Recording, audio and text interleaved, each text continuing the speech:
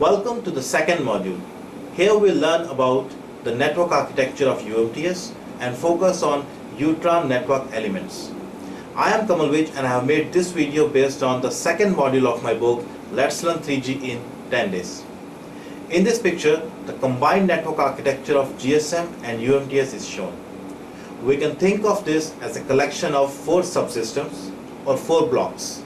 The first block is BSS or GRAN, which is the radio network of 2G.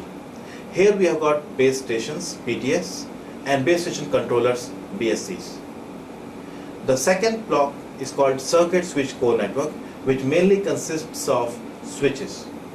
These switches are known as MSCs and GMSCs. The third block in this picture is called PS core network or PACO. It was introduced in GPRS in release 96. Packet switch core network mainly consists of routers like SGSN and GGSNs. These 3 blocks are present even if the operator has not upgraded his network to 3G level. Now for offering 3G services, we must introduce one more subsystem, and the 4th block is called UTRAN, UMTS Terrestrial Radio Access Network, which is the radio access network for UMTS.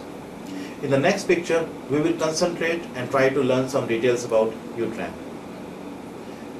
UTRAN simply consists of 2 network elements and 4 interfaces.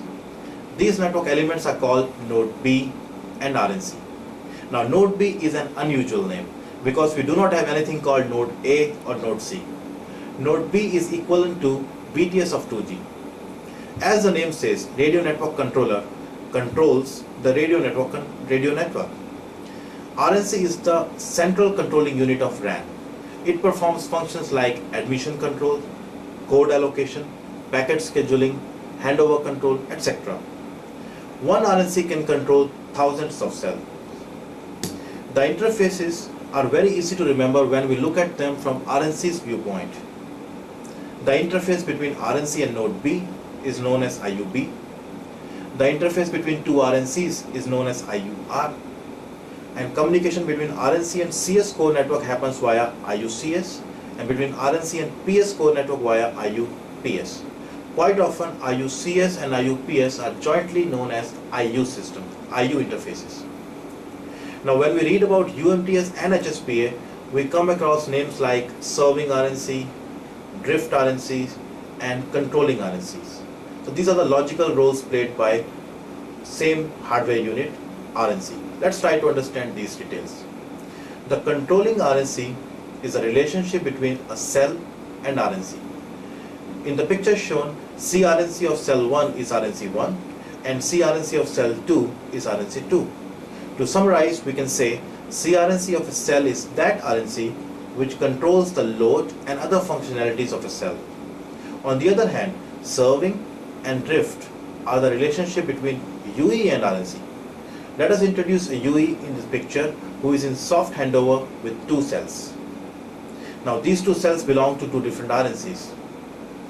In uplink, both RNCs receive the user data frames via 2 different node Bs. In this example, RNC2 works as a transporter who simply forwards these frames to RNC1. RNC1, being the serving RNC, decides which data frames should be accepted and which one should be discarded. The decision is taken based on the quality and errors in the received data frame. From core network's viewpoint, UE is served by only one RNC, and that RNC is serving RNC. Bottom line is, all RNC functionalities like packet scheduling, handover control, etc. are performed by serving RNC, and drift RNC is just a transporter or delivery man.